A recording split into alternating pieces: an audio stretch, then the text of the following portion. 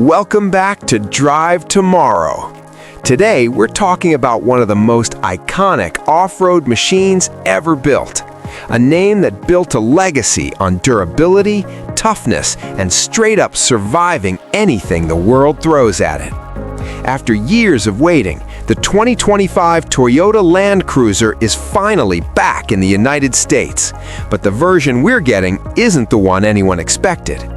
Toyota didn't just bring the Land Cruiser back, they reinvented it. They stripped away the luxury fluff, dropped the old V8, downsized the body, and went back to the roots of what made this SUV legendary in the first place. And trust me, once you understand why Toyota did this, the whole strategy starts to make sense. The first thing that hits you is the design. This thing looks like the type of SUV you'd see in an old expedition photo. Boxy, squared off, rugged, and proud of it. It's not pretending to be tough, it just is. The flat panels, the upright stance, the wide shoulders, everything about it feels like Toyota's designers sat down and said, let's build something that actually looks like a Land Cruiser again. And honestly, they nailed it. This design hits way harder than any luxury SUV could.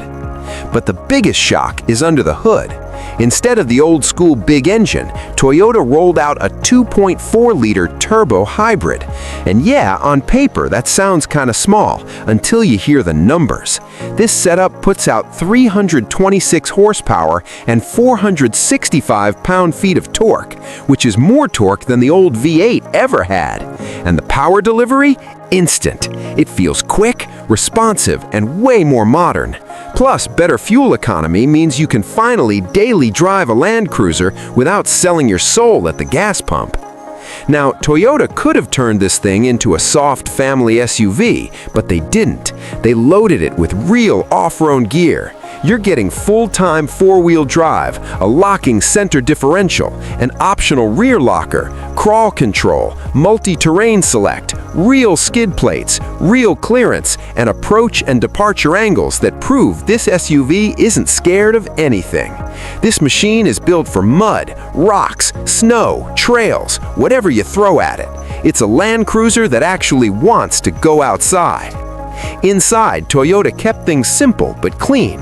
Not ultra-luxury, not basic, just rugged, functional, and modern enough to feel good every day. The screens are sharp, the materials feel durable, and everything is laid out in a way that makes sense when you're on the move. And if you want that old-school vibe, the Land Cruiser 1958 trim brings it, with round LED headlights, throwback styling, and a simplified interior that feels like a modern nod to the classic generations enthusiasts still swear by. But here's the moment that flipped the entire SUV world upside down: the price. The starting number lands around $55,000, which is wild for a Land Cruiser. A few years ago, these things were selling for six figures, and now Toyota brought it back into the range of a Bronco, Wrangler, or even a loaded RAV4 Prime. That move alone is going to pull thousands of buyers who always loved the Land Cruiser name but could never justify the old price tag. What Toyota did here is smart, really smart. They took a legendary badge and made it attainable again. They focused on capability, reliability, and purpose instead of chrome, leather, and luxury packages.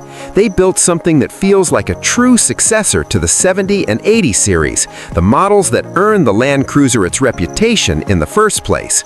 This isn't a luxury cruiser. This isn't a status symbol. This isn't something you buy to park in front of a restaurant. The 2025 Land Cruiser is a machine built for the people who actually use their SUVs, the ones who camp, explore, tow, climb, and drive places where the pavement ends. Toyota didn't just reboot the Land Cruiser, they restored what the name stood for. And honestly, this comeback might be the start of something bigger, a shift back toward purpose-built SUVs, real capability, and designs that actually mean something. The future's moving quick, and so are we. Thanks for watching Drive Tomorrow.